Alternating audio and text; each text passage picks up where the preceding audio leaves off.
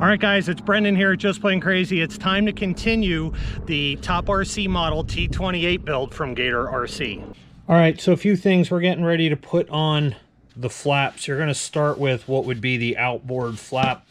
You're going to take this piece. Note how they fabricate this. This is already put together, and they just use a regular nut and a regular hex head. So that would work if you put on a Loctite or CA or something on there. I don't like that at all, though. I like to do things once. I went with a button head screw here to keep clearance down. There's a little bit more on that end, but I have a lock nut. And also look, they just have this fiberglass wick together. They do have a piece of wood in there, but notice there's some gapping at the bottom. This thing is held into the other one by carbon rods, and that's what actuates. This one will actuate the inboard and outboard. So I want this thing to be in there right. What I'm going to do is position this in here into the hole like I'm supposed to, and I'm actually going to just put in some servo screws for now, just to hold it into place to make sure everything looks and fits good in there and that the linkage all matches up and feels right. And then I'm going to epoxy the base and put the screws back in. That epoxy will fill through all of this and make sure that this does not come out. Obviously the linkage will go in here, and then we'll talk about all of the external hinging once we're ready, but we got to get this done. Let's do it.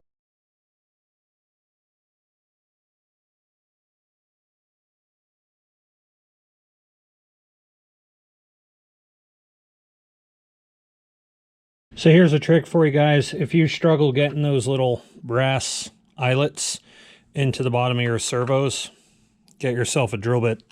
Oh, dropped it. Get yourself a drill bit that looks like this one. You can fish all four of these on at the same time.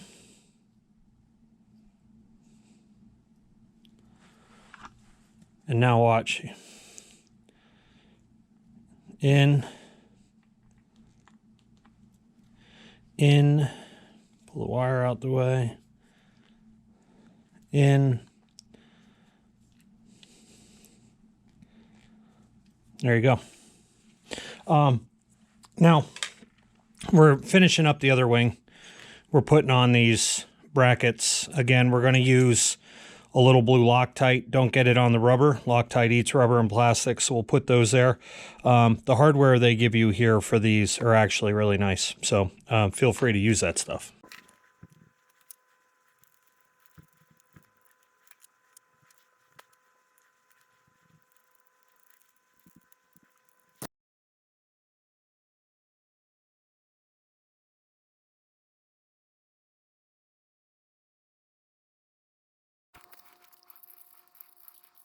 Just take note on all those servo hatches. One of the things that I did there was wick thin CA into that hatch to strengthen it up. You could also cover it with another layer of fiberglass or carbon if you choose, but thin CA worked just fine for me.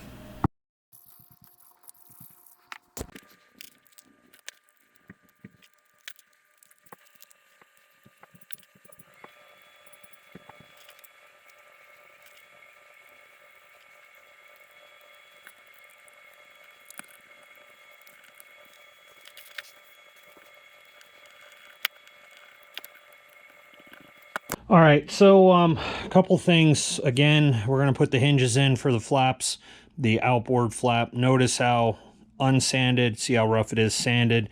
Make sure you do that. They show you in the instructions the hole count. If you could see this 4, 3, 2, 1, it goes 4, 3, 2, 1 on the inboard.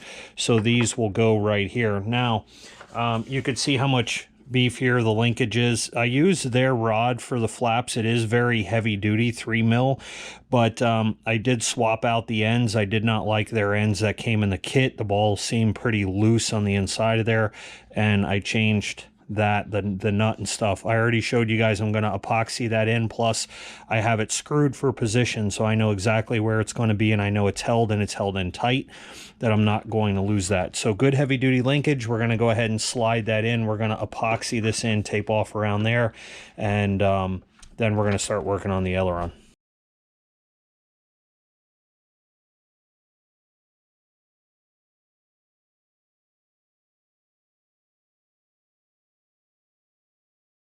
All right, now we're going to go ahead and we're going to put in the inboard flap surfaces. You're going to need all 4 of these little carbon rods. They slide in there just like that. And that will allow you to join the inner and outer wing halves. And you can see the 2 little carbon rods right there. And that's what'll interlink those 2 panels. When you push this wing together, also what holds this wing on is a really cool design. This thing I didn't see during the unboxing, but basically there's an Allen head in each spot in there, and it's a clamp that will clamp down into that aluminum. And I tried my hardest to pull this wing off once I tighten those down, and I could not get it off. So I like the design of that. We're going to go ahead and tape those off. We're going to epoxy those in just like we did our outboards. And then the other thing is here, make sure that you put the right numbers in the right spots. So we started off with 4, 3, this would be 2, and then ultimately 1. So the holes you're looking to count are going to be there. So there you see we have a 2. And then we'll pop this one out and I'll show you this one. And there we have a 1. All right, so we're going to put those into place. We're also going to put in our ailerons. So our ailerons, some of these bay doors, they have notched out. Maybe they do it in case you want to go there, but everything is designed to be an inboard linkage. There is an access hole way in there to get you to where I have a line scribed. One of the easiest things to do is just take a screwdriver through that linkage hole, see where you're going to wind up, scribe it, and then put a pen mark. You have to assemble these. These are your horns before you insert them. So we're going to have to grind an opening in that wood, which truthfully I don't think is going to be super easy. We're going to sand those down. We're going to put our ball link on here and our control rod that we're going to use, and we're going to put all that in and epoxy it all at one time. So we're going to get that done today. We're going to get our inboards done today. We're going to finish up our landing gear, and we're going to start working on these bay doors. Again, I did a video on my channel on how to build a really nice, easy, cheap airplane cradle. In this case, it works great for this wing. So time-lapse time.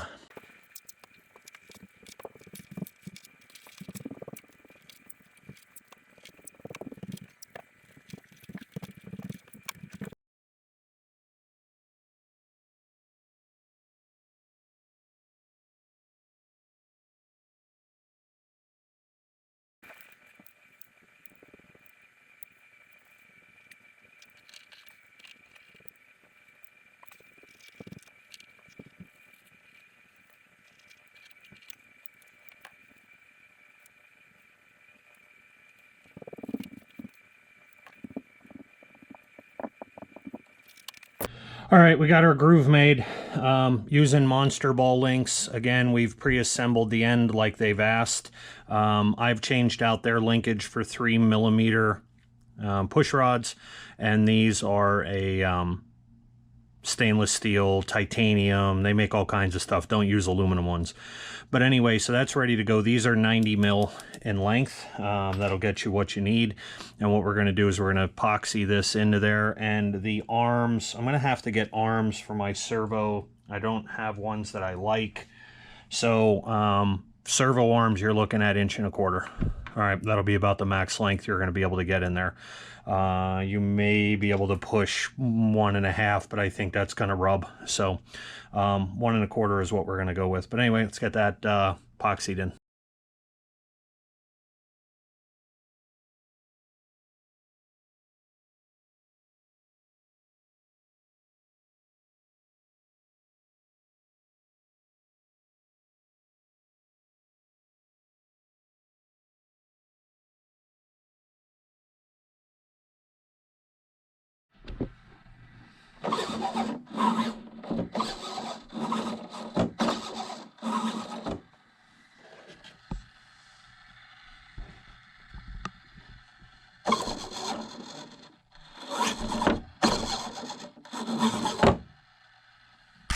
All right, now we're going to go ahead and put these in for this part. This thing is 3 mil by 25, again, not included in the kit. So this hook's got to come around this way. So we're going to go ahead and put that kind of up in place. And then we're going to put the bolt through. And we're going to put our other one the same way on the back side. And I did have to open up those fiberglass pieces a little bit with a, just with a little Dremel bit. Put our 3 mil nut on the back side. And when you tighten these down, obviously the stuff has to pivot. So it don't need to be crazy, crazy tight.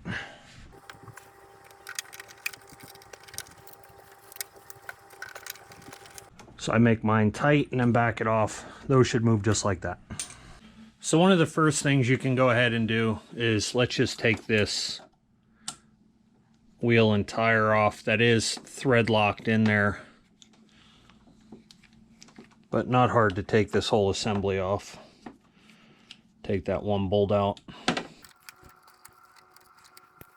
Then you can slide off this thing.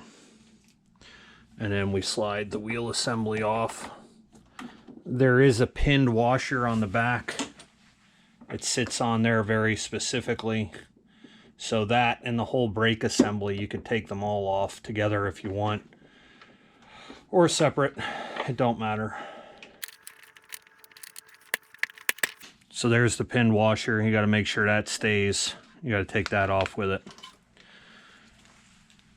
So that's out of the way. Now we're going to activate this down. I just used one of these little Amazon servo testers. Can't go wrong.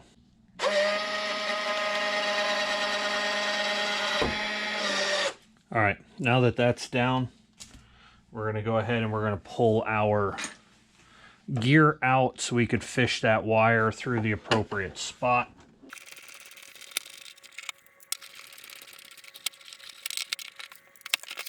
From here, we got to make sure we fish the wire in correctly. So there's a couple channels we got to go through. So I just fished an extension from the opposite direction in. That was the easiest thing to do there. And now I'm just going to fish that back out so I have it. All right, from here, let's go ahead and we're gonna mount in our landing gear with our screws. Next, you're gonna take your screws are installed. We're gonna take our gear door and we're gonna position our hinges where we want them.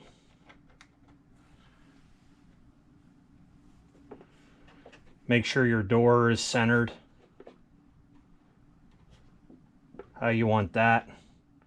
Lay your hinge, and all I'm doing right now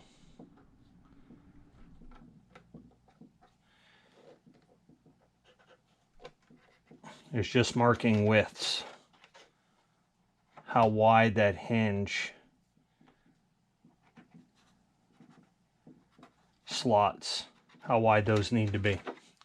So now that I got those, we're going to get an X-Acto knife with a nice sharp blade on it.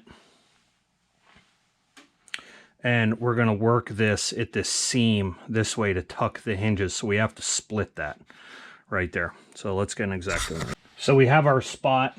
You can just literally lay it on this edge. And you can actually go a little bit wider than your hinge. That way it's easier to get in. And I'm just going to keep working. Just keep cutting like that until you get through it. All right, the next thing we need to do is make sure that we groove here and there, now that we have that split deep enough to recess our hinges in both of those.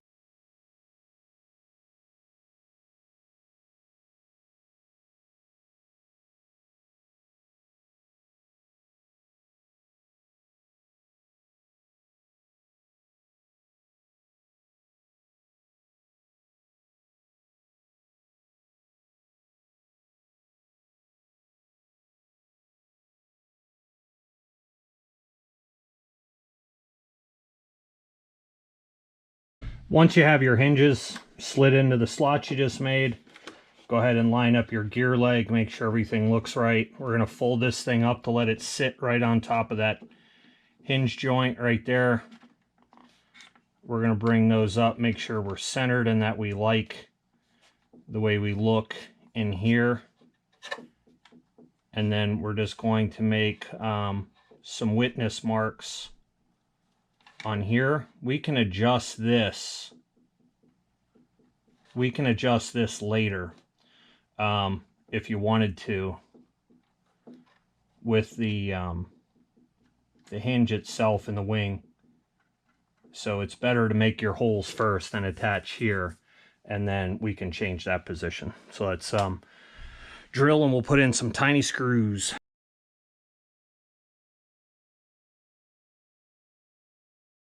Now we're going to go ahead and bring our gear leg back up.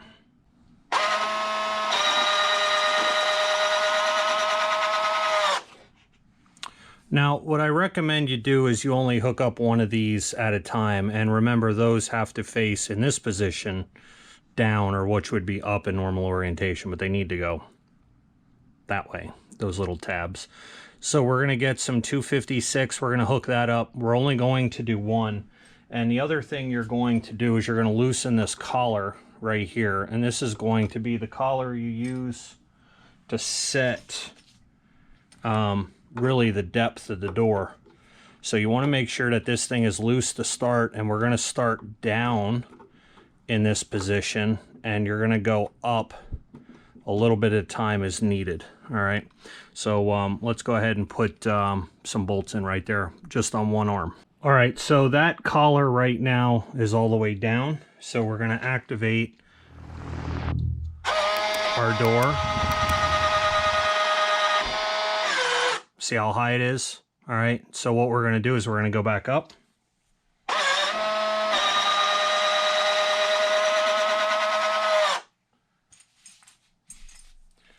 And we're going to slide this collar up a little bit. Don't go a lot. You don't want to go all the way. And we're going to snug it down a little bit. Now we're going to go back down with it.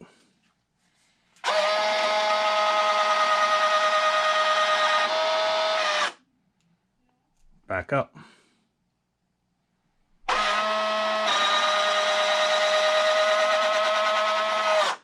Up more with the collar. So we're about mid-height right now in the collar.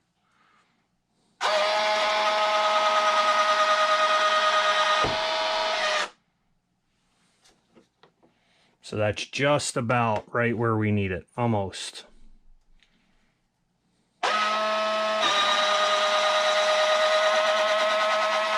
So the door is off a little bit, so we have to get it upwards that way. All right, for the next step of our process, we're going to go ahead and attach the part for the wheel pant. Now, the best thing to do is to have this all secured, so we put some screws in there and nuts on the back side of one. And you know, this fiberglass stuff is not a science. They're not perfect in the inside nor the same. So where this one I can use screws to hold it in, this one I had to use bolts with nuts on the back side. So either way, secure the door. Make sure that the door fits, strut goes up and down, and all that's good. Now, this thing, right? You want to lay this in, kind of get your spacing and fit right. Make sure that door opens and closes. So for me, I can split this space because these need to clear each other because they shift in and out when it opens. So you can almost sacrifice just a little bit towards this way, all right? So once those are good, hold that door into place and take this assembly right here. So this is what we had taken off in the very beginning. The easiest way to do this is to literally push this, hold that into place. I don't want to lose my wing. Put this onto the axle strut where it needs to be and turn it and hold it against here. So once it's against, then you're happy with where it sits. Hold it in place underneath like that and lift it off. So I like this spot right here. And I'm going to hold it there and then just go ahead and mark one screw hole. that one screw hole will now give us the ability to pivot and twist and keep it tight in place. So that way, in case we need to make a small adjustment, we have at least one that's perfect, maybe one that has to go a little one way or another. But this is the easiest way I found to get this right. Then once we have this screwed in, we'll worry about gluing those. All right, we got one hole nice and tight, so we can still pivot this thing. We're gonna go ahead and we're gonna set that over the axle.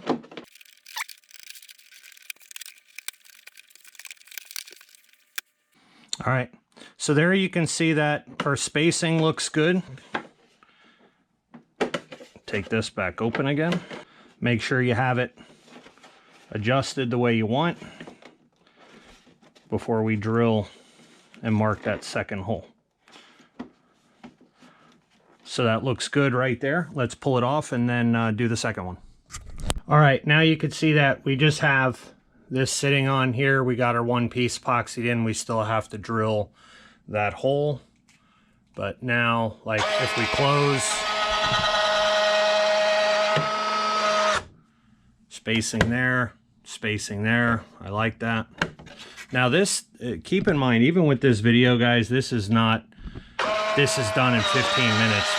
This, believe it or not, takes hours if you want to get it right. Now what I'm going to do is position this other one, and this one does kind of fall into place. We'll epoxy that in, make sure our door closes, and we should be good to go.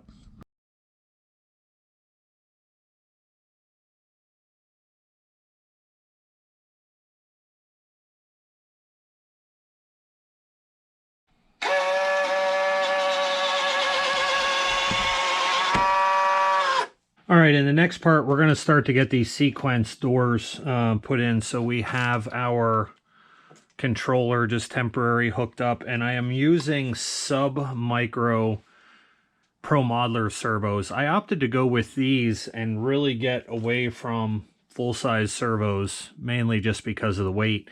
This thing has a pretty quick transit time, is going to be easier for me to put in.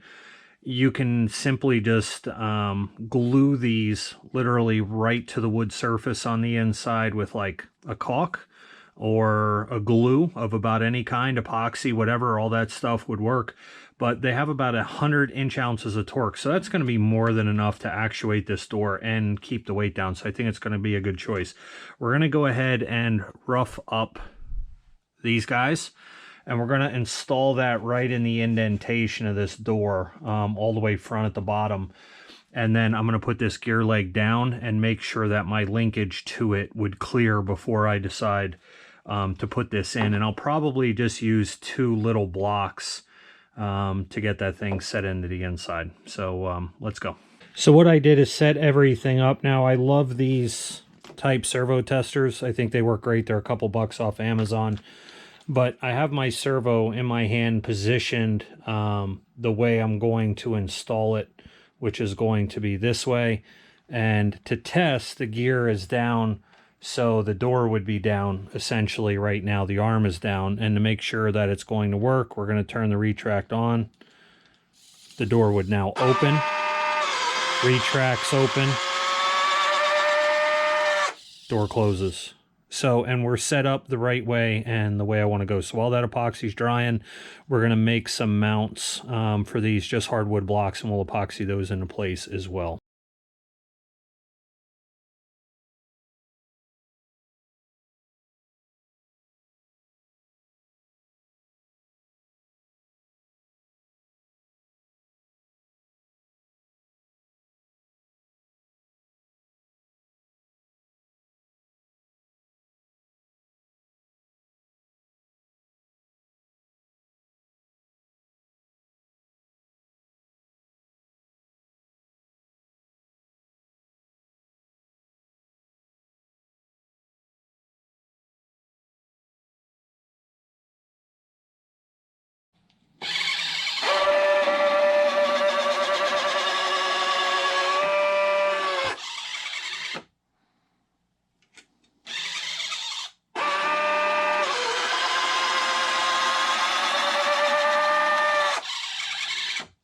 So there you go. Final measurements, tip to tip, is going to be 80 millimeters. That should get you close.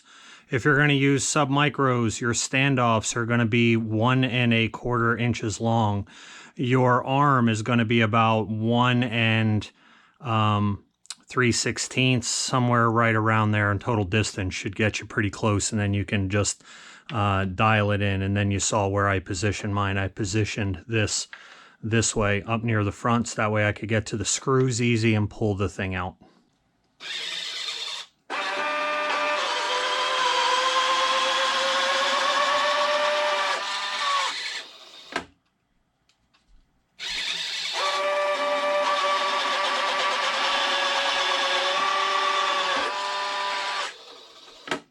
So I want to give a shout out to a couple guys. So the idea for those little wooden blocks there, instead of using the L-shaped brackets that I was short in this kit, came from Kevin Kraft. So him, Peter Smith, and Patrick Bowen, we all bounced ideas off each other because we're all building these at the same time. For you guys, a major shout out. It's been a blast. Great sharing ideas with you. And for you three especially, thanks for watching the channel and communicating with me through Facebook Messenger. Thanks again.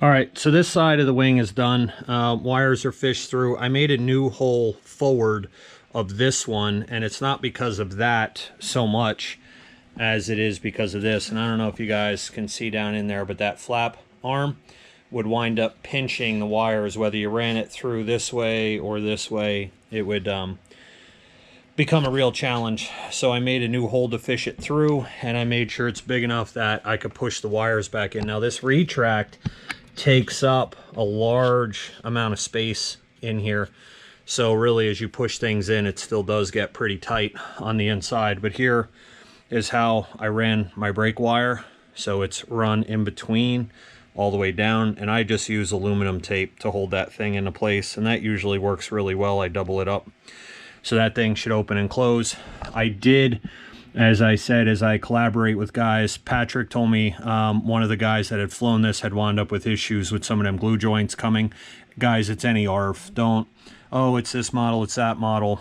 You know, if you want to reinforce certain things now, it's really easy before you break stuff. So I did epoxy all of those joints in there. Now we're going to get started on this side. So this conduit runs in there. That retract is big and takes up a lot of space, so I curled the conduit, and it is literally sitting on top of the retract way in there. Here you could see I put that convolute all the way in. It comes in the back side of the wing right up in there, which would be the top on the inside of the fuselage, and I just have all my wires there and marked. So that the lighting control module and the retract module will sit right there in the plane right below this, and then I will take it the whole assembly in and out with the wing if need be, and then I'll just have connectors coming into my smooth flight. Now we did get, let me show you the wing.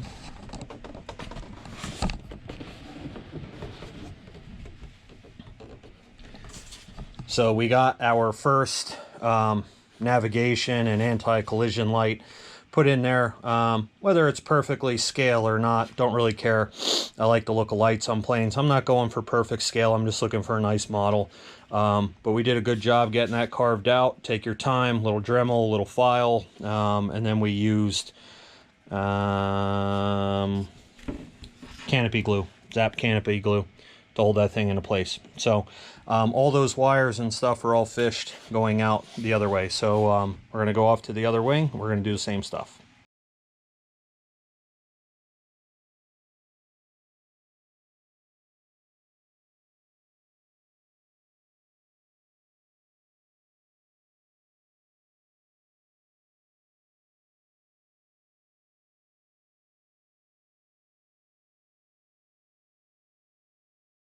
All right, guys, so that wraps up this portion of the T-28 Trojan. This is a TopRc model available over at Gator-Rc. Check them out, www.gator-rc.com. Full one-stop hobby shop for all your needs. If this thing's too big for you, no worries. They have Seagulls models, Maxford USA, TopRc, all kinds of stuff, all kinds of different sizes.